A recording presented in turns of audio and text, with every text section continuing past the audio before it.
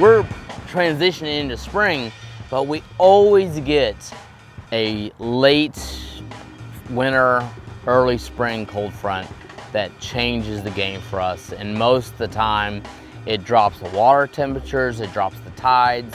This particular shoot happened to fall on a full moon, low negative tides with a 20-25 mile an hour northeast wind, which dropped the tide another 5 inches. You know, I've been in that situation many, many times. That's one of the very reasons why I have that Maverick, because I can get way in the backcountry in super shallow water. But to have somebody to be able to throw fly that way in those conditions, kudos to that guy. He probably still has ice on his shoulder today.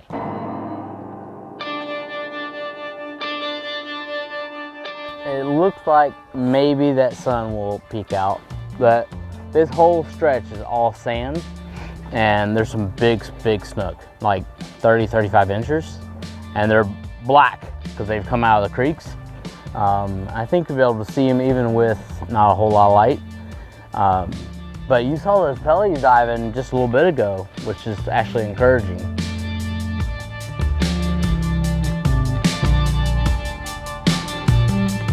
Oh, I've known Jay probably 8 or 10 years now, off and on. Seeing each other at the ramps in the morning, at tackle shops, you know, around town. But probably in the last 4 years, I really got to know Jay since I started the fly shop, and you know, him getting into fly fishing, coming in the shop, and we've really got to know each other a lot better in the last 4 years or so. Oh, oh, got him! Got him! Let me power pull down here.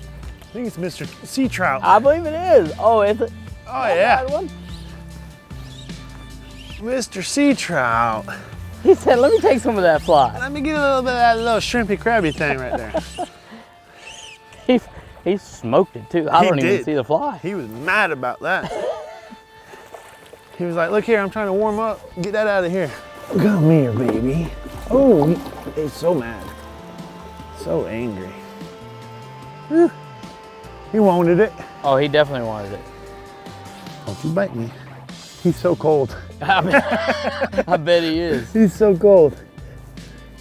See you, buddy. All right. Hey, right species anyway. That's it. That works. I don't think he's alone either. I doubt it. Josh Greer, what can you say about that guy? Well, I can say I've looked up to him ever since I've known him. Great guy because of the personality he is and the type of business that he runs. So my fly shop is West Wall Outfitters. So the fly shop came to be from necessity, really. We didn't have one. We really base it on local knowledge. You know, this is what we do. I'm a fly fishing guide. The kid that works for me is a fly fishing guide. This is our life. This is what we do here.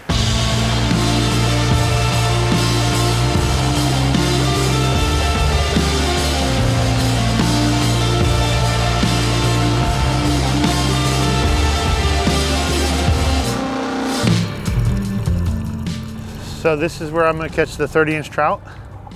I mean, what was that hesitation for? Is it possible? Yeah. Good. Oh, you're definitely ready for it. I mean, it's been a day or two since I caught a 30-inch trout.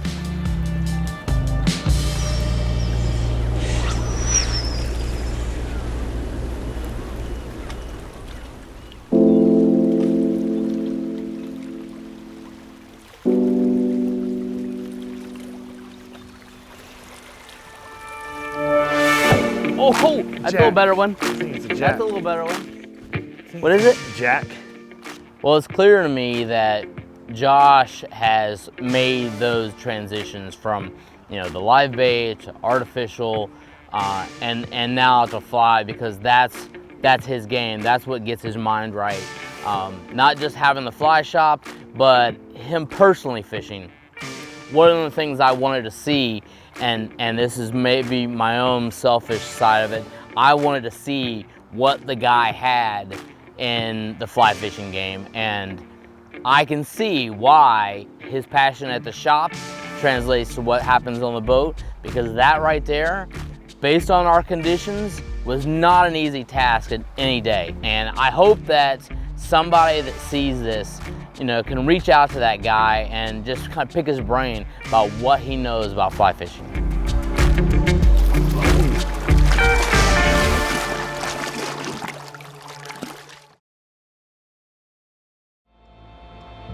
Fishing with Jay, I don't get to do it enough, really. I wish I could do it more. Me and Jay have a really fun relationship. Just for and giggles, I'm gonna skip that bait up underneath there. Okay. You deserve a little relaxed moment.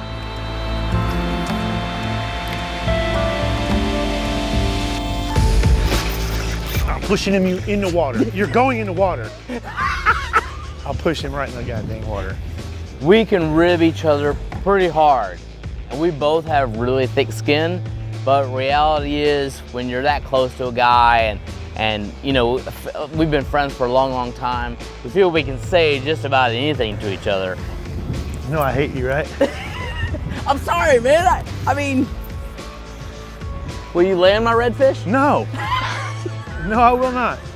Matter of fact, we pick and dig at each other quite a bit.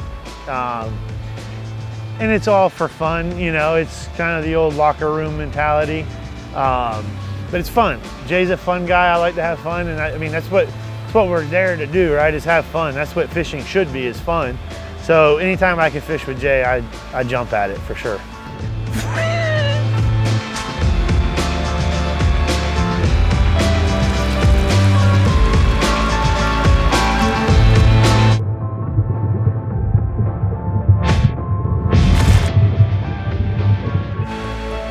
You want to thank me, right? Yeah. I know. Thank you hey, in the water. I get it. So, change of pace. Maybe put something that hits the bottom. Huh. Maybe. Just maybe. Just maybe.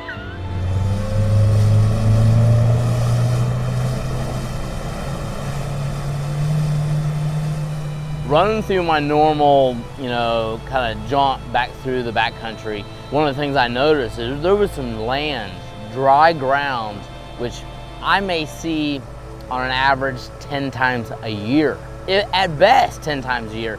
And it was some of the lowest water I've seen in a really long time. You know, when it's super high water, you can go anywhere you want, anytime you want. But when it's negative low tide, better be careful.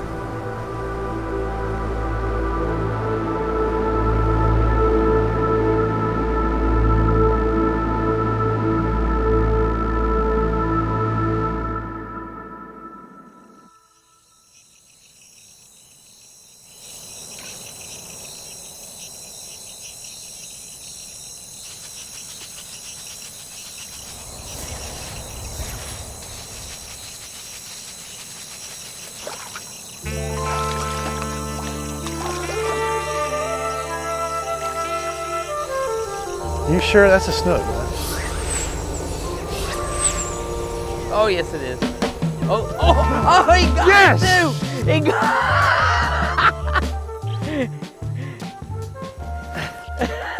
Can you?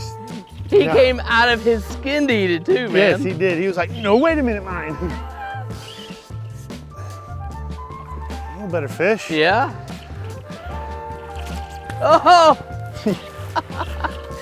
He was so mad about that thing being there with him. Days when it's a little stacked against you weather-wise, you gotta lean on history a lot of times. And history shows warmer areas are gonna hold fish in that colder water temp. As the water warms, those fish are gonna react. And knowing that at the end of the day, I had a little ace in the hole, and we found those fish laid up along the shoreline, dark black backs laying on the shoreline. Josh could see him clearly. He made the perfect cast to him. Yes! Dude. Look how black that one is too. That's what I saw laying up there, was that black line. Oh yeah. You know how hard I had to work for you today? That was impressive. The fact that he looked like a log sitting up there. I was like, log, stick, Yeah. fish, maybe, try it. Boom. And you know, he's sitting right on the edge of that creek waiting to eat. That's what he was doing. And Clouser got it done, man. He did it. Well done. Gunslinging all day. You deserve that one, bud.